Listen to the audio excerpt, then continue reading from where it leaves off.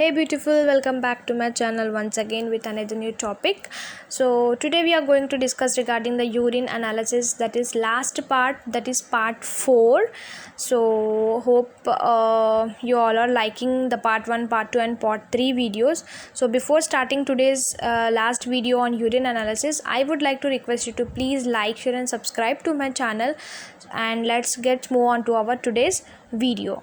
So friends, our 46th question is, after receiving a 24-hour urine for quantitative total protein analysis, the technician must first do option A, subculture the urine for bacteria, option B, add the appropriate preservative, option C, screen for albumin using a dipstick, and option D, measure the total volume. So friends, after receiving a 24-hour urine for quantitative total proteins, first that what should be the first step that the technician have to be do? So the right answer is, first you have to measure the urine samples, that is option D, you have to measure the total volume of the urine. Okay friends, next moving on to our 47th question. False results in urobilinogen testing may occur if the urine specimen is option A, exposed to light, option B, adjusted to a neutral pH, option C, cool to room temperature, option D, collected in a non-sterile container. So the right answer is answer A, it will be exposed to light. Moving on to our 48th question. A clean catch urine is submitted to the lab for a routine urine analysis and culture. The routine urine analysis is done first, and 3 hours later the specimen is sent to the microbiology department for the culture. The specimen should option A, be centrifuge and supernatant cultured, option B, be rejected due to the time delay, option C, not to be cultured, and option D, culture only if the nitrate is positive. So friends, the right answer is answer B, it should be rejected due to the time delay. So friends, before sending it to the microbiology department for the culture, 3 hours late they are delaying in sending the sample, so it should be rejected because of the time delay. So first we have to do the culture, later on we can do the routine urine analysis. So because of this delay the urine may get contaminated, right? So that's why we have to reject the sample because of the time delay. Moving on to our 49 question. Which of the following urine result is most apt to change by prolonged exposure to the light? Option A, pH, option B, proteins, option C, ketones, option D, bilirubin. So friends, the right answer is bilirubin, because bilirubin may get changed if it is exposed to the light. So bilirubin only is the one pigment which will be changed if it exposed to the light, prolonged exposure to the light. Moving on to our 50th question.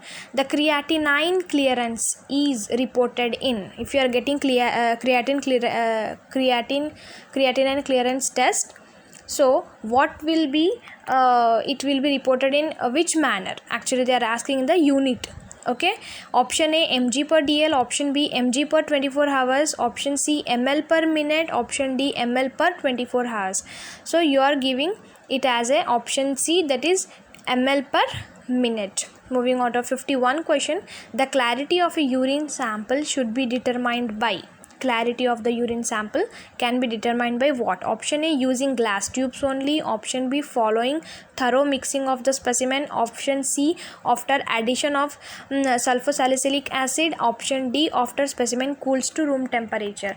So the clarity of the urine can be determined, that is option B, following thorough mixing of the specimen, because if you keep the urine sample for a long time, for a short time, the urine sediments will be get settled, right? So you have to thoroughly mix it before determining, right? So moving on to our 52nd question. Milky urine from a 24-year-old woman would mostly likely contain. Option is, they are asking regarding woman. So first you have to read the question, that 24-year-old woman they are saying. So after reading the question you have to see the options. They are asking regarding the woman. So option A, spermatozoa, option B, many white blood cells, option C, red blood cells, and option D, bilirubin. So the right answer is answer B, many white blood cells. So moving on to our 53rd question.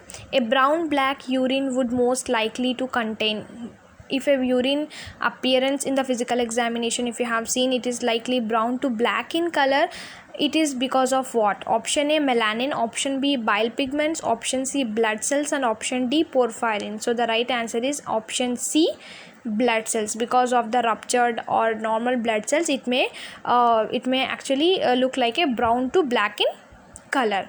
Moving on to a 54th question. The urine reagent strip should be stored in a, option A, refrigerator, that is 4 to 7 degrees Celsius, option B, incubator, 37 degrees centigrade, option C, cool dry area, and option D, open jar exposed to air. So the right answer is answer C, cool dry area. Moving on to a 55 question. A 17-year-old girl decided to go on a starvation diet. After 1 week of starvation herself, what substance would most likely be found in her urine? What kind of substance they will be getting in there? What kind of more substance you will be finding after their prolonged starvation? Option A, protein, option B, ketone, option C, glucose, or option D, blood. So the right answer is option B, ketone. So friends, if you are going in a starvation or prolonged starvation, in those kinds of people you can find more ketone bodies in their urine. Moving on to our 56th question. Which of the following cast is most indicative of end stage renal diseases? In end stage of renal diseases, what kind of cast you will be finding? Option A, hemoglobin, option B, granular, option C, cellular, and option D, waxy. So the right answer is answer D, waxy type of cast can be indicative. That is a kind of indication that the person is having the end stage of the renal diseases. Moving on to our 57th question. Which of the following cast is most likely to be found in the healthy people? If it's a healthy people sample, what kind of cast they will be finding? Option A, hyaline, option B, RBC, option C, WBC, and option D, waxy. So the option A, that is hyaline cast, will be found in the healthy people, and waxy cast will be found in the end stage of the renal diseases.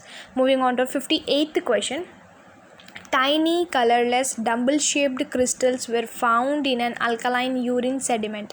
They most likely are: option A, calcium oxalate, option B, calcium carbonate, option C, calcium phosphate, and option D, amorphous phosphate. So the right answer is option B, that is calcium carbonate, or see, you can see in the pictures they are colorless dumbbell shaped like crystals. Okay friends, these you will be finding in the microscopic examination of the urine. These shapes of these oxalates you can find in the microscopic examination of the urine. Moving on to our 59th question.